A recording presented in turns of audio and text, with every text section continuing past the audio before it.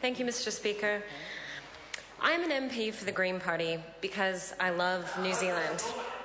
I want to protect our precious places for the long term, and I want our country to be a place where everyone has a fair go and is looked after when they need help. We in the Green Party have a vision of New Zealand where every river is safe to swim in, where every child grows up in a warm, healthy home, has enough to eat, has good access to a good public education, where there are good green job opportunities, jobs that will help us meet the challenges posed by climate change, jobs that will enrich our planet and our civilization rather than destroy it. And that is entirely possible. It is entirely possible to create an economy that looks after our people and our planet.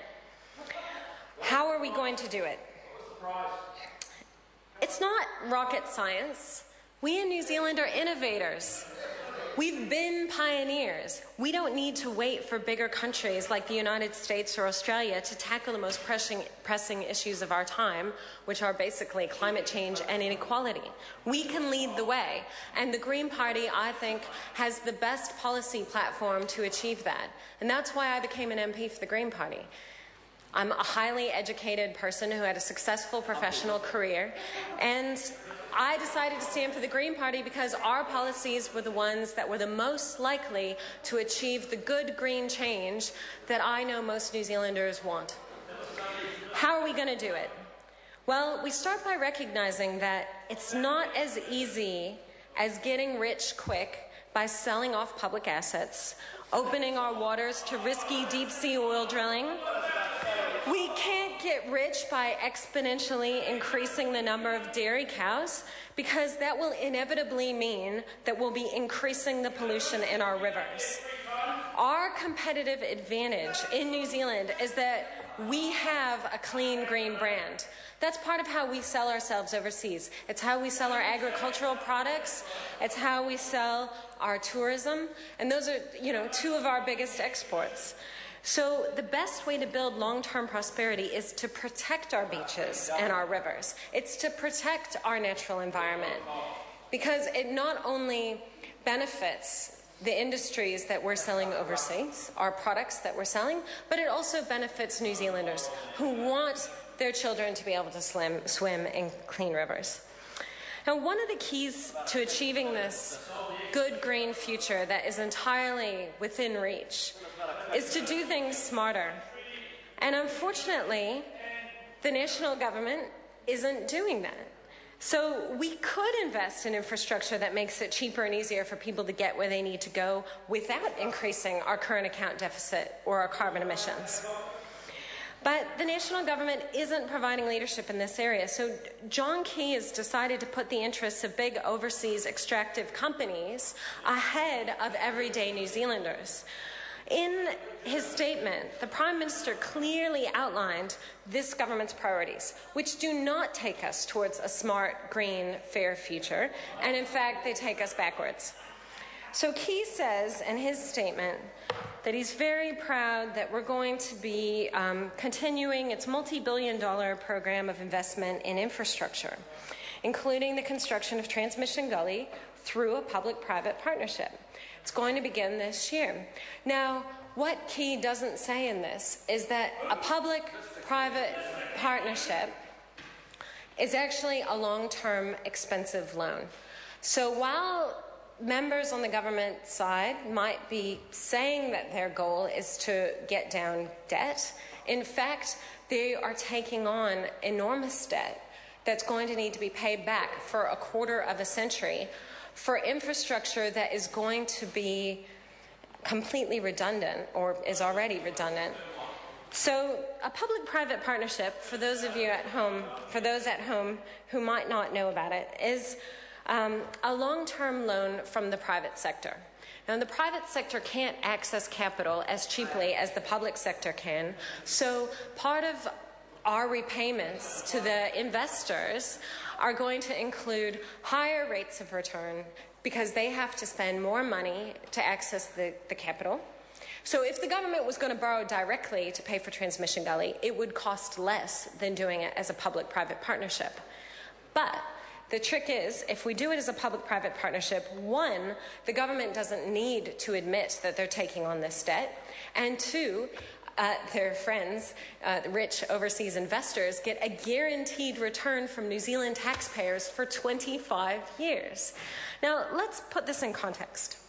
Transmission Gully is a project that is forecast at its peak to carry 20,000 vehicles. And the Prime Minister in his statement says that somehow this is going to vastly improve the daily commute. Well, 10,000 commuters might benefit from this project. That's 2% of the Wellington region's population. 2%. If we look at the daily vehicle trips who are going to benefit from Transmission Gully, it's 0.02%.